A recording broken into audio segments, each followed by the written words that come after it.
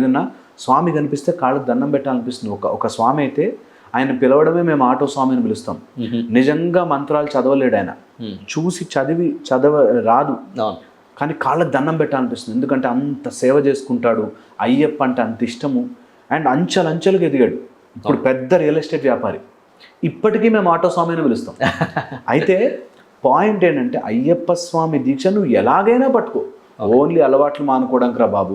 ఒక అతనైతే ఓన్లీ కోపం తగ్గించుకోవడానికి, మెళ్ళో మాల గల్లు గల్లు అంటే నాకు కోపం రాదు స్వామి అని, ఎలాగైతేనే మారడానికి, మనుషులు మారడానికి, మనుషుల్ని ఒక సరైన మార్గంలో పెట్టడానికి అయ్యప్ప దీక్ష.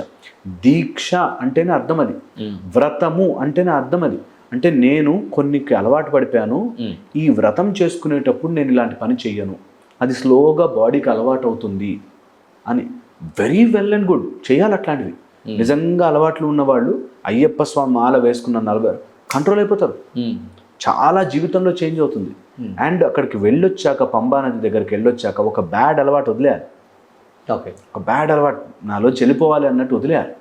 అలాగా అయ్యప్ప స్వామికి మీలోని బ్యాడ్ అలవాట్లని అయ్యప్ప దగ్గర వదిలేసి వస్తే ఎవ్రీ ఇయర్ అంచెలంచెలుగా మెట్లు ఎక్కినట్టు ఎక్కుతారు, జీవితంలో మెట్లు ఎక్కినట్టు ఎక్కుతారు.